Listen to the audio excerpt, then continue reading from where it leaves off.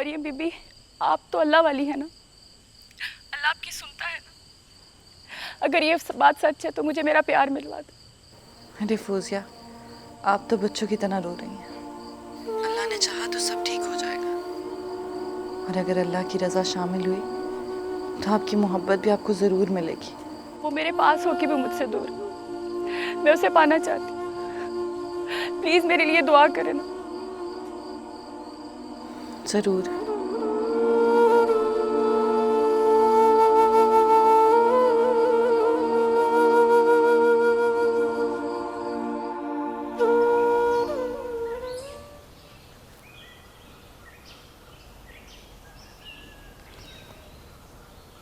फरीद खान, तूने शहजाद को परेशान किया है,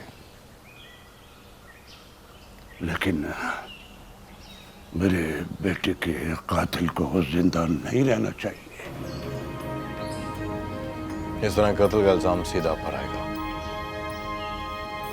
सब्र करें, वक्त आने पर हो जाएगा। पहले मैं अपने दुश्मन को खत्म करूंगा, क्योंकि इसकी ताकत है जरखान।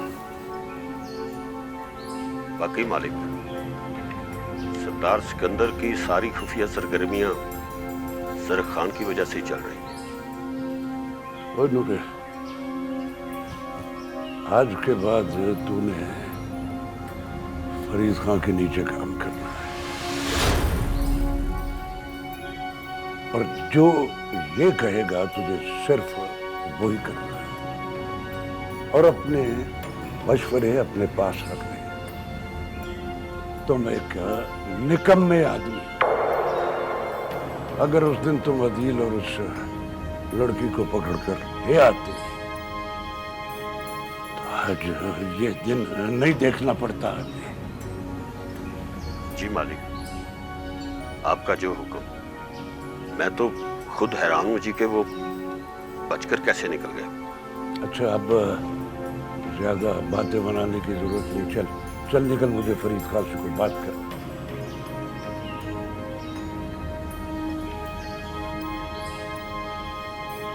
क्या खास बात है चौधरी, जो तूने अपने खास बंदे को भेज दिया? फरीद खान,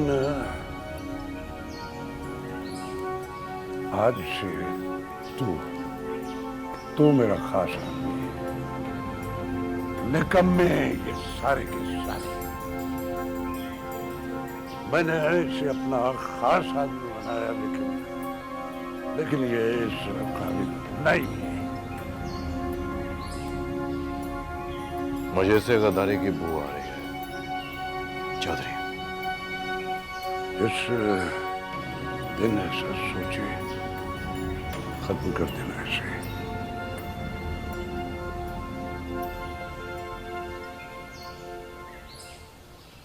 मरियम, कॉल है तुम्हारी।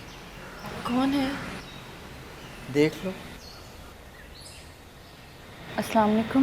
मरियम बीबी, मरियम बीबी, मैं बहुत खुश हूँ। आपकी दुआ कबूल हो गई। मैं उन्हें लेकर आ रही हूँ आपके पास। शादी की तारीख भी आपने ही बतानी है। आप सुन रही है ना मरियम बीबी, हम आ रहे हैं। आप चुप क्यों हैं? बोले ना। तुम्हारी खुशी महसूस हो रही है मुझे। तुम्हें बहुत मुबारक हो। खैर मुबारक। बस कल हम आपके पास हैं। उसे यकीन नहीं आता कि ये सब मरियम बीबी की दुआ से हुआ है। उसे यही यकीन दिलाना है। इंशाल्लाह कल मुलाकात होगी। अल्लाह हाफ़िज़। अल्लाह हाफ़िज़। मेरे खुदा,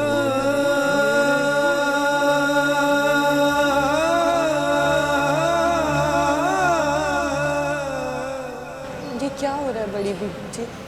क्या हुआ मरियम?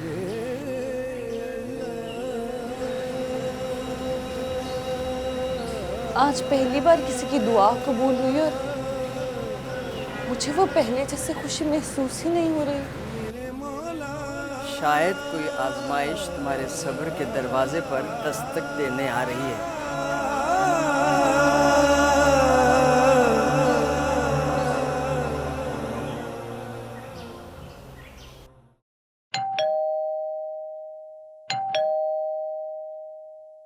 रिदा, बेटा बाहर देखो, बाहर कौन आया है? जा रही हूँ मम्मा।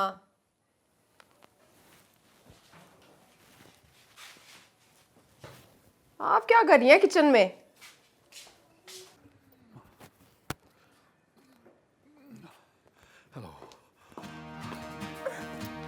आंटी, आंटी, कहाँ हैं आप? आंटी, किसको आवाजें दे रहे हो?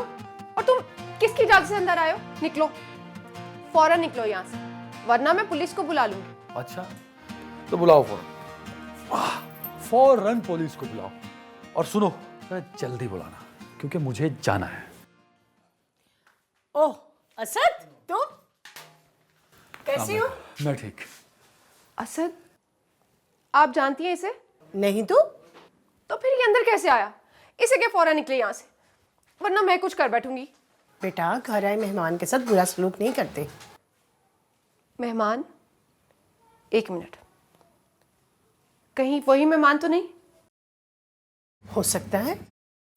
आंटी, आप इतना घबरा क्यों रही हैं? ये आपकी बेटी है। जी। अच्छा, तो आप इसके बारे में बात कर रही थी कि ये बदतमीज है, रूड है एंड नकचुड़ी है। मम्मा, आपने ये कहा मेरे बारे में? नहीं तो मैंने कब ऐसा कहा?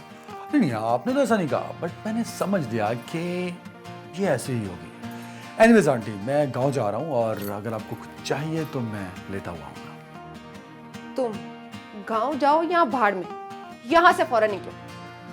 बेटा, घर आए मेहमान के साथ ऐसा सलूक नहीं करते। और वैसे असद, तुम किस गांव से बिलोंग करते हो?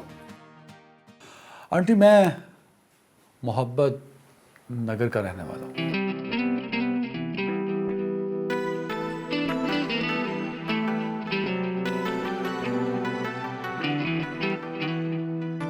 कल हम जा रहे हैं ना मरीम बीबी के घर। फौजिया, कैसी बातें कर रही हो तुम? आपको मेरे साथ जाना ही होगा। अरे मैं जाके भला क्या करूंगा? इस दफा मैं अकेली नहीं जाऊंगी। अच्छा, तुम ऐसा करो, उनका नंबर ले लो, हम लोग फोन पे बात कर लेते हैं। नंबर तो है, पर इस टाइम नहीं, इतनी रात कहाँ हुई है? ट्राई कर लो, अगर नहीं उठाए तो कल बात कर लेंगे। ओके। हेलो।